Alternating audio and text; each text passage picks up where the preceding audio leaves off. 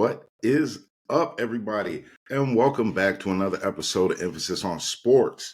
I'm your host, Damon Anthony, and this is where we just kick the bull about sports, This is what we do.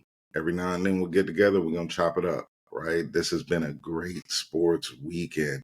We're entering kind of the coolest time of the year for me, right? Just for me personally.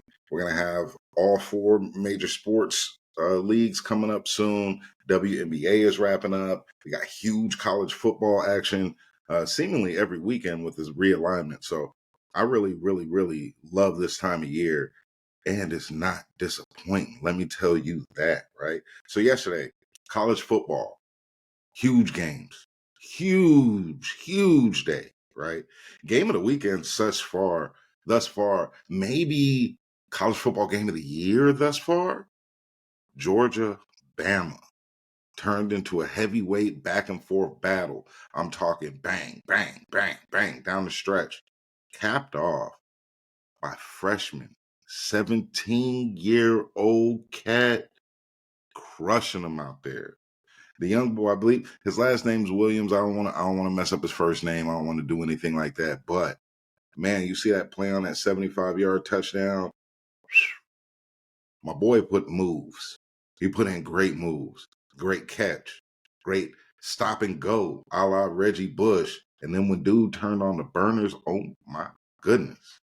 Either way, Bama came back, knocked him off, knocked off Georgia. Continues to look like Bama, even in post-Saban years. This is the beginning of that era after the greatest college football coach ever. So now the team looks like they're just picking up where Saban left off. Some of the usual suspects, Texas did their thing. Oregon did their thing. Another huge loss of the day, though. Ole Miss lost to UK. Big shout out Wildcats, right? I mean, the Wildcats, they did really good against Georgia, kept the scoring down. One of those games where you kind of thought, maybe Georgia's having a bad game. Maybe Kentucky's good. Maybe they're actually kind of good. Not great, but it's all about how you finish the season, especially with the 12-team playoff. Let them sneak in because Ole Miss has been an absolute wagon to start the season. They've been putting up numbers left and right. Couldn't do it yesterday. Only dropped a 17-piece.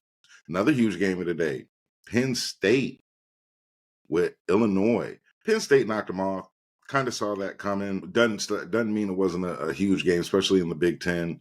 You got Michigan out there doing their things. And then you got additions to the Big Ten that are going to make that thing look real bumpy and real wonky, right? All right, you look at baseball. Baseball damn near has its playoff team set. Not necessarily the matchups. We know that there's always going to be an AL and the NL. At least, I won't say always because things are always subject to change, right? That's an always, legit. But when they do that play-in game, that kind of changes the matchup field. So really here, we're just going to worry about who the teams are until it's all the way set and that early playoff schedule comes out. So the Yankees actually went ahead and wrapped up the AL, best record in the AL last night. Actually really, really close with Cleveland. I still like Cleveland to come out of the AL though. But the American League playoff teams are set. You're going to have the Cleveland Guardians. You're going to have Baltimore Orioles, Houston Astros, Kansas City Royals, Detroit Tigers. Those are your playoff teams in the AL. In the NL, still got a little room. There's still some fighting chance, a little fighting chance there, right? You're going to have the Phillies. You're going to have the Brewers. The Dodgers went ahead and wrapped up best record in the National League. Kind of saw that coming. They got a really, really loaded stacked team. Doesn't mean they're going to win it all. I like them coming out of the NL. I think this is going to be a year for Cleveland, which would be awesome, especially living here. Be crazy, right? You also have the Padres in. Now you got three teams fighting for that last for 2 wild card spots. You got the Diamondbacks, the Mets, and the Braves. Me personally, I like to see the Mets squeak in. The other two teams, pick one, flip coin, doesn't matter. I like to see the Mets sneak in. There's something about the Mets, their fan base. Um, there's a lot of passion there. Makes watching the games a little better. There's another team that rhymes with the Mets that plays in the area, the Jets. That similarly has not won for a very long time. So those fans are really rabid. And like with Met fans, they stare at the Yankees, who's right over there with all those rings. Jets fans, they stare at the Giants, it's right over there with all those rings. So the hunger in those fans, that's kind of just for me. I like that shit. It's one of the reasons why I like the Cleveland sports fans, because they're hungry, hungry hippos to win. All right. WNBA second round playoff starts today. There you're going to have the Las Vegas Aces at the New York Liberty to start that round. Still don't understand why two teams, like one is on the West Coast, one's on the East Coast. Why the hell are they playing in the second round? That should be like a finals matchup. That's geographically, that's weird to me. But this is going to be a really good series. Really good series. I mean, on this one, you have multiple Olympians. You have multiple just ridiculous players. You got Asia Wilson, Kelsey Plum on the Aces. You got Sabrina Ionescu, and you got Stewie over there on the Liberty. This one, if it was set geographical, this would be a great WNBA finals matchup, but it's not. So we'll have to take it in the semifinal.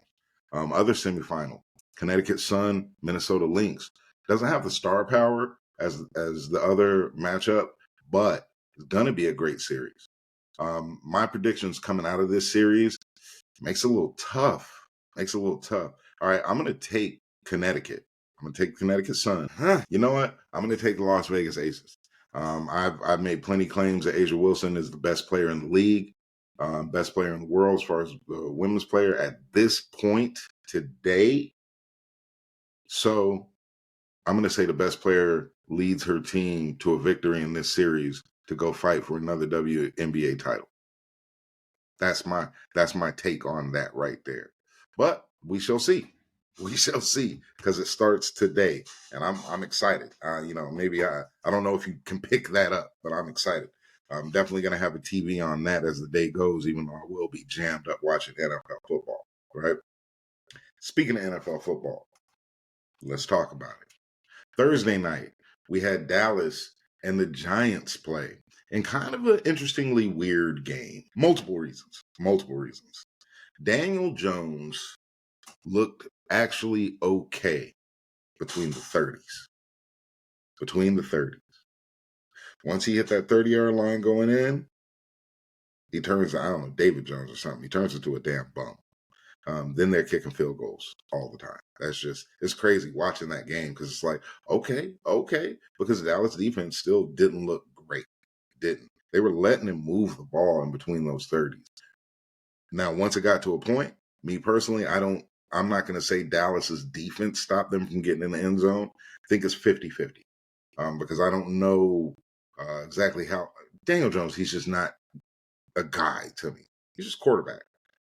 He's a guy that, to be honest, make a great backup. Come in every now and then, show a little flash, keep him moving, right? But Dallas knocked them off 20-15. One of the more interesting things that came from this game, which, be honest with you, game looked kind of ugly and stupid. I went to sleep and woke up, saw the score, and saw how that happened.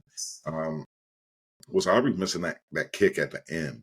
I know that pissed a lot of bettors off. Line was 5.5. Make that, probably a lot of people win.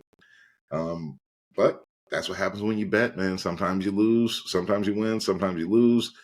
You can't really blame the players. They're out there playing, man. Homie misses a field goal. That's not really his feng shui to miss field goals, but what are you gonna do, right? So, hey, if you're pissed off, should have been betting. I lost a bet too. Not mad at all, right? All right, so moving on to today. Big matchups today. Exciting matchups today. Let's run through them. First one, Saints at the Falcons. This one's real cool because the Saints, we still don't know exactly who they are. They did drop that game against the Eagles, but I mean, first 2 weeks, that offense was looking fantastic, right? And then the Falcons, they look like they could be something. You know, when you play that good game against the Chiefs, you knock off the Eagles the way you did. You have a quarterback that can, I think, manage the fourth quarter and turn on really good plays and decisions when need be. Atlanta could be one of those teams. That being said, I'm taking the Falcons in this. Taking the Falcons at home. Line is Falcons by 2.5. I like it. I like it. Young Way Cool, probably kick a walk off. This one might have some points on the board. Don't know about Chris Olave. He's a little banged up. I really don't think it matters that much. I just think at the end of the game, the Falcons eke this one out. Rams at the Bears. This one's being really, really close to a no one cares game. This one, it really does. Really does. Rams still beat up, still battered, banged up a little bit. We know Cooper's out. We know Puka's out. They're hurt up in some places, but you look across the field, the Bears, Caleb Williams, I have some high hopes for him. It's just not happening yet. Still has to learn some things. That whole offense has to click. Maybe they get Keenan Allen back today. Maybe they don't. I'm going to take the Rams in this one on the road. I like the Rams by more than a touchdown. The line is the Bears -3. I kind of like the Rams, and I like them to kind of put up some points here, smack them around a little bit. Good divisional matchup. Next up, you got the Minnesota Vikings at the Green Bay Packers. Now, with this one, I mean, you got the Vikings coming in, riding that 3-0 record. Actually, have looked really good. Can't say anything really bad about the Vikings without sounding like a hater. Because of some of the teams they beat. They did beat the Niners. They did last week. They put something on the Texans. I expect them to go into Green Bay, handle business, get the dub. Might be a real close game. I'm going to say maybe a field goal game, maybe a 4-point game, somewhere around there. But I like the Vikings to walk in there and win. Green Bay's favored by 3, but I think this is going to be an upset. And it's no knock on Green Bay. I just think the Vikings are actually pretty good. Better than I expected this year. Much better than I expected. All right, then you're going to have the Pittsburgh Steelers at the Indianapolis Colts. This one, kind of interesting. The Steelers' offense is starting to look like it's shaping up into something. If that happens, could be tough. Could be real tough. We know that George Pickens is good out there. If him and Justin Fields are starting to click a little bit, that's good. Get Freiermuth involved, that's good. Najee, he's looking solid. Not going to say he's looking great. He's looking solid, right? But that's what you want. You want that offense to look good on all levels. Typically, like in the past couple years, it's mostly been hand the ball off, just try and chuck it downfield every now and then, hope something good happens. Justin Fields is doing pretty good with this offense. I really, really like how they're looking. Now, on the other side of the ball, I still don't know what Indianapolis is. We know and we see all the skills that Anthony Richardson has. Dude's a monster. He's a beast. We saw that ball that he threw in the air. Cuts through it like scramble, get it out there deep. Homie, he has all of the things that you want to see out of a young quarterback. Absolutely has them all. We'll just see what happens. I think this is going to be maybe a closer game than people expect, but I do expect Pittsburgh to walk in and win. I just think they're the better team. They're favored by 2.5. I like it. I really like it. So I'm going to say Pittsburgh there by a field goal, maybe a hair more. Right. Next up, we got Denver at the Jets. This one is an interesting one because it, on a lot of different layers and levels, there's different things here, right? So with Paul Hackett, Denver, maybe Rodgers goes to Denver because of Paul Hackett. None of that shit happens.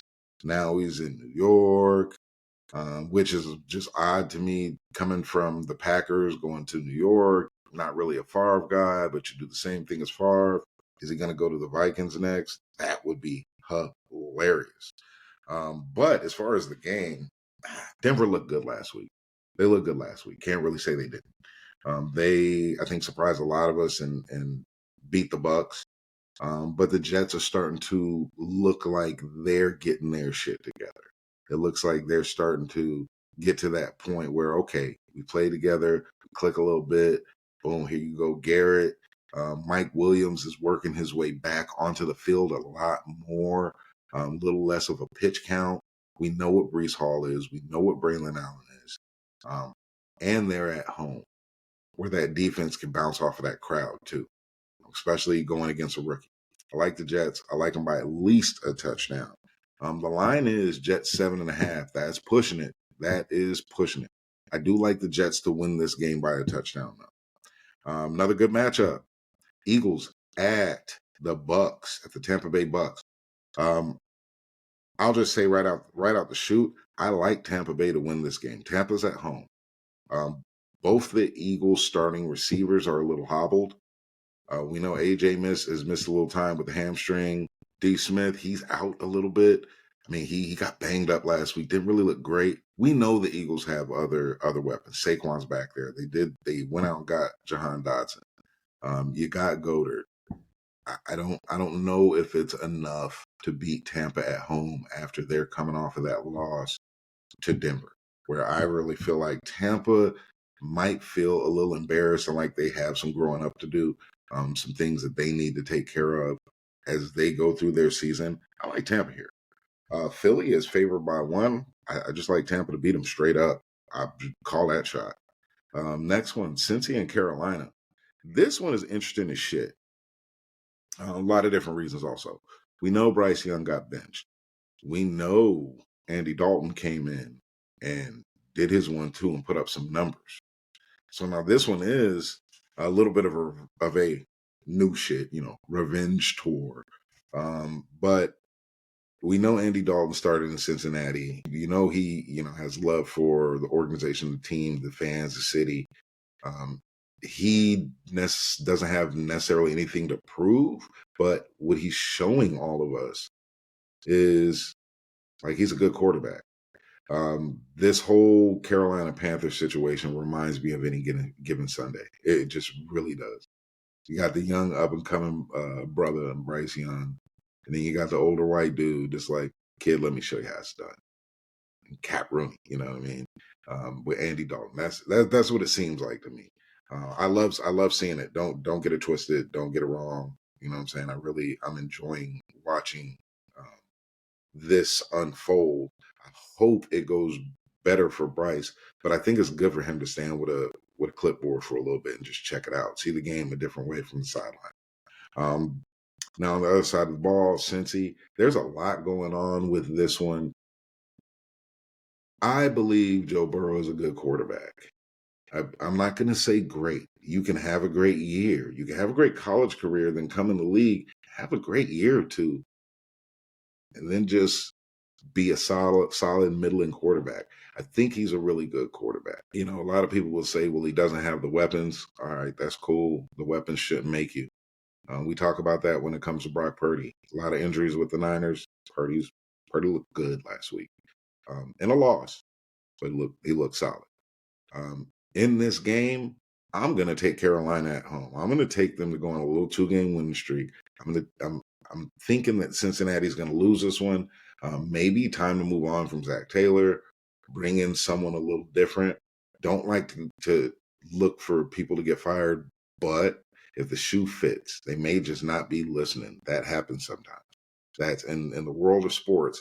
Sometimes a coach's voice gets unheard, and then it's just time to move on from that coach. Hopefully that's not the case, but it's possible. Next game up, Jacksonville at Houston.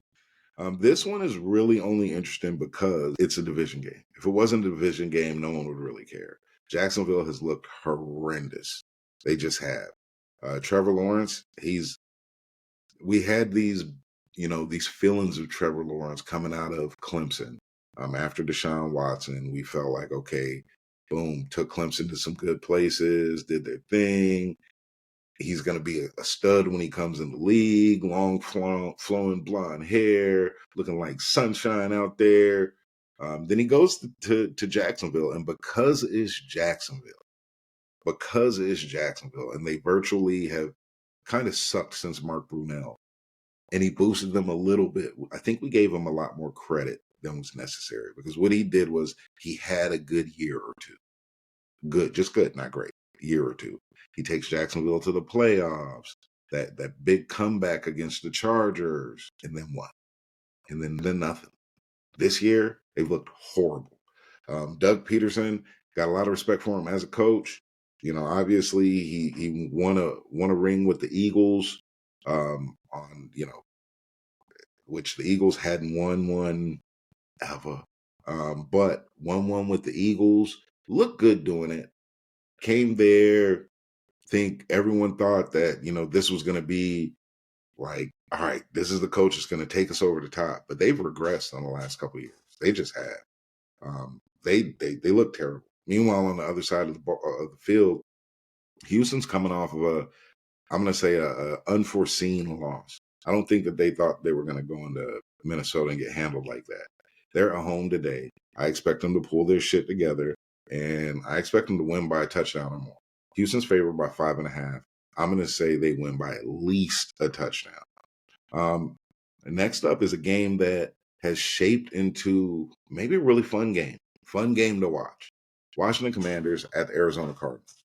This one does have some layers, right? We know Cliff Kingsbury on the sideline for the Washington Commanders. Used to coach the Cardinals. Banked his whole career on Kyler Murray. Shit didn't work out. Let him go. Now he's back. And Jaden Daniels, he looks good. But on the other side of the ball, man, the Cardinals, they're looking like just a decent, solid NFL team. They are. Kyler, we know what he can do. We know he can put up numbers. It's more about the consistency. It's more about the decision making with him. Marvin Harrison Jr., he's a guy. He's one of the ones. Right? We see it. Expect it. We know his dad is. Let's not talk crazy. John Connor looking good back there. Now with Daniels in Washington, now you got Scary Terry that can be a little amped up because he knows he got a guy that can get him that ball, especially on them deep runs. Austin Eckler, that dude scores touchdowns. I think this is going to be a high-scoring game. I'm tempted to take Arizona at home. I'm not taking Washington. I'm taking Washington to win this one on the road, straight up. Arizona's favored by 3.5. I like Washington on this one. I just think that the tape's not all the way out on Jaden, so it's still going to be a little tougher to plot and plan against him. It reminds me of the RG3 year, and anyone that knows sports or watches sports enough knows, you could be great. You could be great as a rookie because a lot of people don't have NFL tape on you. They have college tape, not with the offense that you're running. So it's kind of a little bit tougher to scheme. But the next year they have tape, and then we see who the hell you are. So with this one, I think Jaden, there's not enough tape for Arizona to really pull their shit together and plot and plan against him and that offense and all the things going. So I'm going to take Washington there. I'm going to take Washington just on a straight up dub. Game for the Niners today. We host San Francisco 49ers host the New England Patriots. This to me as a 49er fan is a must-win game. Don't care how much we win by, just as long as we win. San Francisco goes into this game favored by 10 points. I don't think that they cover, but I think that they win. I don't think it's like super close, like 3 points or anything like that. I just think it's like maybe like a 21 game, 28-20 game or something like that. I don't want to say that the Patriots are going to go out and score 20 points, but the 49ers defense just hasn't looked great. Fred Warner's looked good, but defensive line just hasn't really looked great, kind of at all. This is the time to get that shit done. It just is. Patriots are going to come in. They play hard. That's the big thing. They play hard. Do I expect them to have a hell of a season? No. Do I expect the 49ers to be putting a thumping on them to where Drake May comes on the field? Maybe. But I don't see this one as a runaway, just huge victory for the Niners. Niners got to pull their shit together. There's no two ways about it. We know some players are injured. Pearsall comes back next week. Hopefully Debo can come back next week. Still don't know what's up with McCaffrey. Hargraves looks like he's going to be gone for the season. There is help coming. There is help on the way. Kittle did come back. He's coming back this week. But Dre Greenlaw, he's on the way. We need Dre Greenlaw back on the field. Put him and Fred Warner together, changes the dynamic. Definitely changes the dynamic of everything. But we shall see. Like I say, I like the Niners. I do not like them to cover the 10. Big must-win game. Just what it is. All right, so this one, I'm doing the thing now, doing a bit every week. The nobody cares game of the week, right? So the nobody cares game of the week, and when I say no one cares, I mean the fan bases, and that's it. Cleveland Browns at the Las Vegas Raiders. Nobody cares about that game. On the Raiders side, they got a lot of people out. Devontae Adams out, Max Crosby out. Those are like your best two players. They're out. You're gonna lose. That's how it seems, right? But Cleveland, baby, Cleveland. You don't know what they're gonna do. Do I think Cleveland's gonna win this game? Yes. Do I think that they can lose this game by 2 touchdowns? Also, yes. I like Cleveland to win this game by a field goal, by a late Dustin Hopkins field goal, long ball. I would say 57-yarder or something crazy like that. But nobody cares. I'm telling you that right now. I live out here. Ain't nobody talking about this game. It's just a game. Nobody cares. So, nobody cares game of the week. The Cleveland Browns at the Las Vegas Raiders, y'all. Next game up, Chiefs and the Chargers. Kansas City Chiefs at the Los Angeles Chargers. Division game. Always going to be heated. Always going to be a little hype. Definitely going to take the Chiefs here. Justin Herbert banged up. So, and the receiving core is still banged up there for the Chargers. Don't really know how that's going to work out. Right now, they're leaning more so heavily on their 2 running backs, Gus and J.K. Defense is solid, but other side of the field over there, Patrick Mahomes, the Chiefs, they know how to get it done, and I think they will. Kansas City's favored by 7.5. I don't like it. I like them to win by exactly a touchdown, but I like them to win the game. Last game of the Sunday slate is the Ravens hosting the Buffalo Bills. This one's going to be a doozy. I believe this one's really going to be a doozy. I mean, listen, the Ravens, they got to pull out some victories here.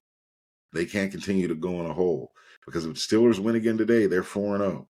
And if the Ravens lose, they're 1-3. This is a must-winner for Baltimore.